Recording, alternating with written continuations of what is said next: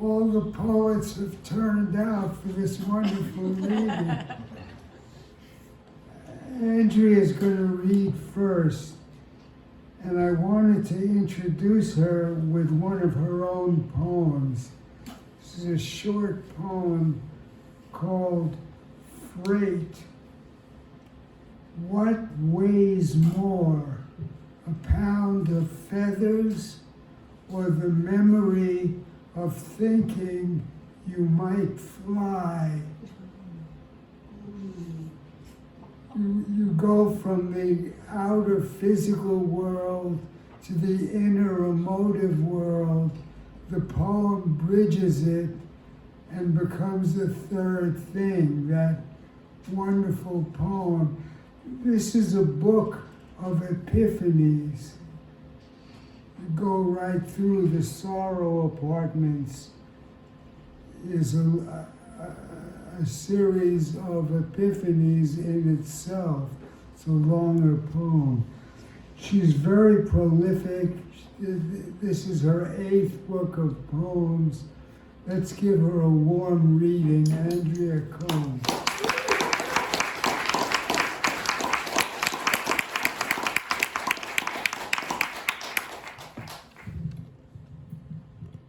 How's the sound?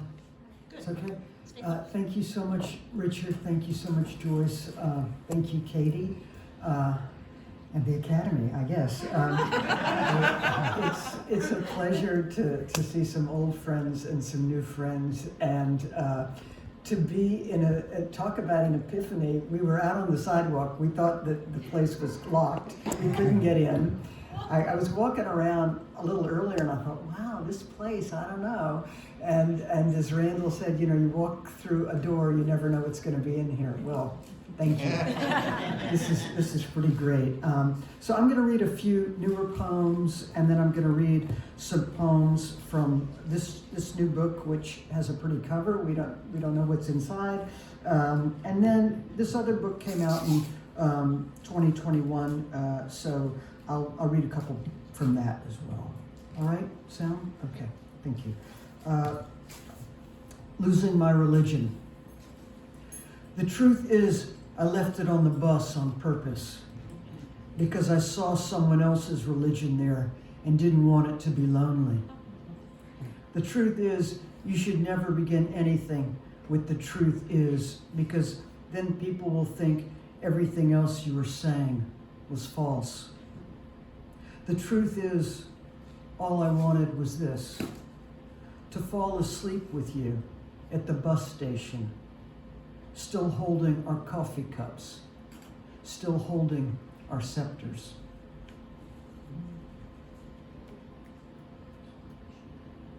Matinee. Today the part of love will be played by regret. Memory will be played by what if. Tragedy by the saxophonist. Silence will be played by silence. There will be no intermission.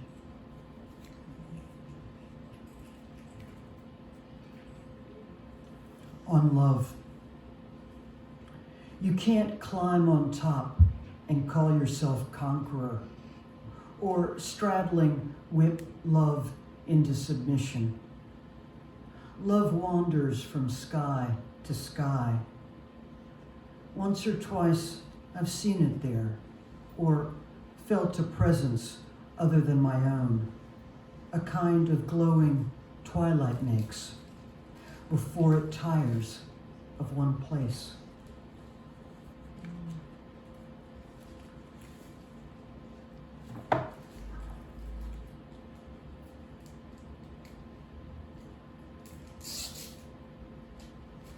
Wrecking ball. Its offices are thin air. On days off, it still goes in. Wrecking balls are workaholics. They hang around up there. And even the idea of big sky crumbles.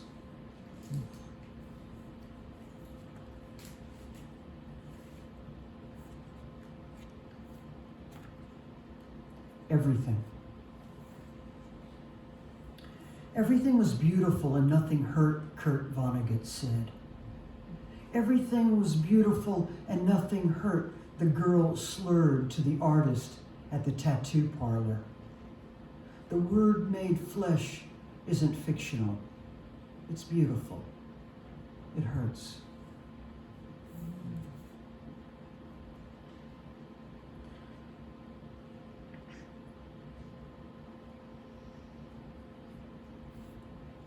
Shiva. Evenings we sit in the living room together. Friday, I take my mother's slot, noon, at the beauty salon. Ruth, who for 40 years washed her hair, washes mine. We're all in the desert together. Your mother liked the water cold, Ruth says. News to me. From 1,000 mouths our dead assemble.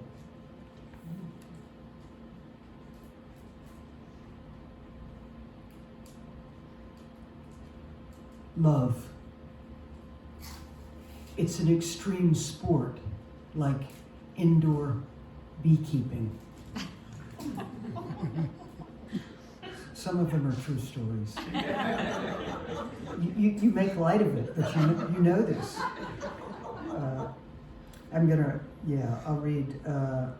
I'll read some poems from this new book. I have two brothers. No applause necessary. And one of them, he has a stack of my books. He doesn't really read them, but he wants to have them, and he wants to know why other people have been given a book, but he hasn't. And then he had some big news. He texted me about a week ago, and he said, I read the book. And I said, wow, and he texted again, the whole thing. And I thought, do I know? And then he said, do you always think about death so much? And I thought, well, I guess he read it. But if he had read the other ones, he could have asked then too, you know. So this poem is more than 4 lines, just so you know. This is called Springfield. Springfield. Get a room, the dude in the blue Camaro yells. He's made of rage and tinted glass, and we're made of desire and what if. And what I want to say is, dude, we have a room, but we got hungry. Every 3 days we have to eat or get mimosas or get yelled at by you. Get a room, he yells again, maybe because he thinks we're hard of hearing or because it pains him to see our affection. Maybe he thinks, what a waste. 2 women who could have loved him instead. Instead, we get sandwiches to go and go back to the room we call our room, which could be in any motel, near any off-ramp, in any Springfield, with its anonymous white walls and towels, with the empty drawers you love, and the flat screen TV that seems to keep getting bigger and flatter. And since we're taking inventory, let's don't forget the bedside Bible and the red pen tucked inside, as if we might be inspired to make corrections. And come to think of it, I would like to make some changes in how things turn out, how they turn on a dime or over time crumble. Instead, I listen to you read aloud from the pamphlets you found in the lobby. Fun fact, basketball was invented in Springfield, Mass, as was vulcanized rubber. The man who wrote The Cat in the Hat was born here. And perhaps most importantly, this is the birthplace of interchangeable parts, or at least where they first caught on. Think assembly lines, think mass production. I'm thinking about the fun fact of you, about how much I love origin myths, about how people aren't things. We can't be vulcanized. We can't, like faulty chains, be replaced. And I'm thinking about that guy in the Camaro, how what really drives him is loneliness, how we see iterations of him in all the Springfields we find ourselves in, because That's your fantasy. You and me in every spring field in America, in Nebraska and Ohio and North Dakota, in townships in Jersey and Michigan, always in a motel bar, pretending we've never met. And after a while, after Idaho and Maine, after spring fields in Kentucky and East Texas, the myth rings true. It's old hat, old cat in the hat, the white walls and small bars of soap, the falling asleep in the middle of a life, the waking to one place named for another. Not a fun fact exactly, just what the Russian novelist, not immune to Springfields, knew about unhappiness. This is a moment for a dramatic pause.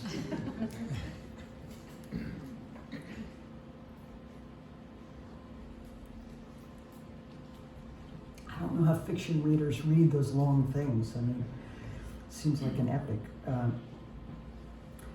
This is called Clear and Present.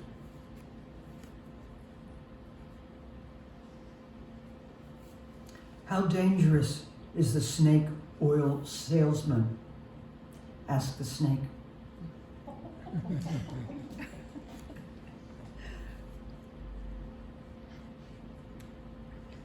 I don't know how many people grew up with Edith Hamilton's Greek mythology.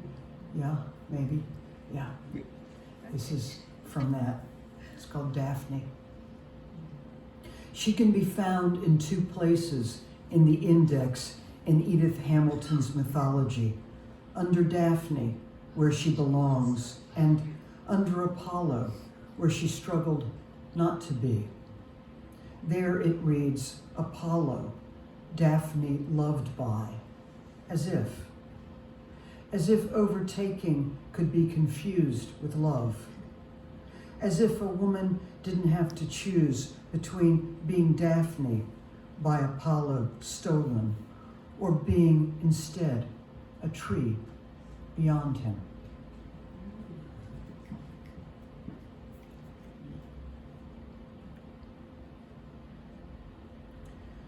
This is called Something, and I don't mean that it's something. Something is the title. Yeah. Something went wrong. That's what the machine says when I call to say my paper didn't arrive.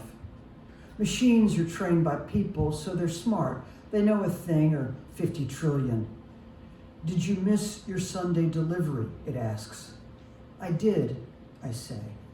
I miss everything, I say, because it's a machine and it has to listen. Or at least it has to not hang up without trying to understand why I called, which means trying to correct what went wrong. Let me see if I got this right, the voice says. You missed your Sunday paper. Yes, I say, but also I miss my childhood and fairy tales like Eden. I miss sweet Rob Roy's with strangers. I miss fabric softener and soft lighting. I'm sorry, the machine says. I'm having trouble understanding. Did you miss today's paper? Yes, I say, but that's not the half of it. Sometimes I just feel like half of me, and even that feels like too much. I'm having trouble understanding, the machine says. Its syllables halted, as if trying to mimic an empath. I'm having trouble understanding too, I say. I used to understand so much. Photosynthesis, the human heart. I'd even memorized the Krebs cycle, but now all I remember is lifting the golden coil of the kitchen phone to maneuver under my mother's conversations. It was like lifting the horizon. There's a silence, and the machine asks, are you still there? In a few words, please describe your issue. Where do I begin being a minimalist? Time, I say. I've got a problem with that. Also, loss and detachment. That's pretty much it. And the news in its sky blue sleeve is meant to be a distraction, isn't it? I ask. More silence, and then, You miss your mother, a voice asks. It's a human voice. Me too, she says. Thanks. That doesn't give you permission to throw rotten tomatoes when you don't like something.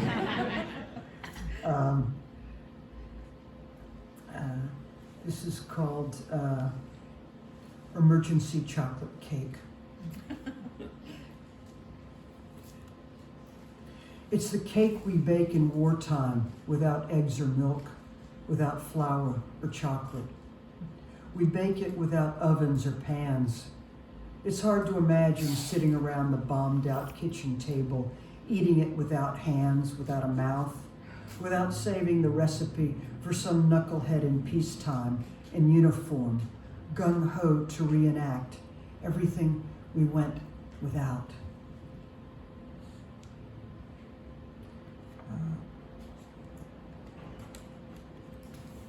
I'm going to read just a few short poems. Bio. Andrea Cohen is and will be was. Shepherd. Without my sheep, I'd be lost. Proximity. She died of my wounds. Introduction to color. It fades. Selfie stick. I'd rather have a carrot. Yeah. So after graduate school, I didn't write poems for a couple of years. I think for two reasons. I thought you couldn't be funny in poems, and also I thought you couldn't have dialogue in poems, and then I realized I was wrong, and so yeah, this is called Heaven. It's hell for the girls who loved bad boys.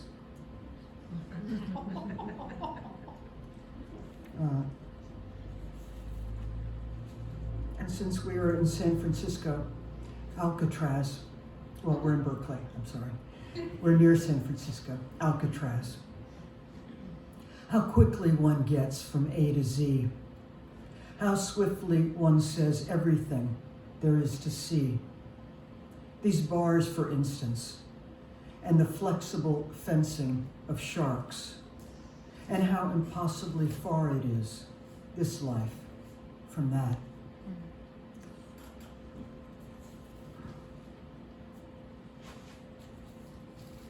Ghosting. How cavalier people are with language and with silence. Any ghost will tell you the last thing we mean to do is leave you. And I'm going to read, I think, 2 more poems. I think some of you knew Jane Mead, who was a dear poet and friend. If you don't know a poem of hers about moss, which was in the New Yorker after she died, please read it. It's a terrific poem, and she was a dear, wonderful poet. And this is a poem kind of in response to that poem, Coming Back, after Jane Mead. I'd want to be moss, she said, moss, which greens where grass can't, a softness, a carpet that doesn't fly off, which isn't magical, but simply is where she isn't. And thank you for being here. And this is one other poem called Roosevelt Dargon. And it's pretty much a true story. Roosevelt Dargon. Roosevelt Dargon, how often I have thought of you and your leg. We were driving that last stretch of slow road home in snow and ice, in the blue Vista Cruiser. What was I, 5? When your big rig crashed. We didn't see it happen, but got there right after, before the ambulance and cops, before the snarl of cars that would have kept us from reaching you. I say us, but what I mean is my father, who told my brothers and me, stay here, while my mother toggled between Static and Tommy Dorsey, and he ran to the jackknifed cab and found you pinned in there, left leg mostly severed, but tethered enough under the crushed front dash to keep several bigger men from pulling you out. There was a lot of blood you were losing, and the tumbled lumber and concrete blocks from the load you'd been hauling, and the smashed glass of cling peaches and syrup from the truck you'd swerved into. And all around you, fuel was pooling, collecting, threatening to catch fire. And I have to imagine what you would have heard, my father's voice, calm and measured, saying, I'm a doctor. He might not have said, a psychiatrist. What he showed you was his Swiss Army knife. What he did was ask permission to finish what the accident had started, to cut the tendon cleanly, to free you. I guess we never know which part of ourselves we'll have to sacrifice, or when we might need to say to a stranger with a pocket knife, I'd be obliged. And that was that. They pulled you out. Someone may have grabbed the mangled leg as an afterthought, but this was 1966, before the age of reattachments. My father knelt in the snow and wiped his knife blade clean. This was before there would be people on the road we could not help. Before the next Christmas and the ones after that, when a crate of oranges would come from Baltimore with a card that said, best wishes from the leg and me, never specifying which leg you meant, the one you kept or the one you let go. What the mind keeps, it keeps. I still have my mother humming, I thought about you. Still have my brothers punching each other in the way back. Still have my father still running with his Swiss Army, as if he could, in some coming blizzard, save us all.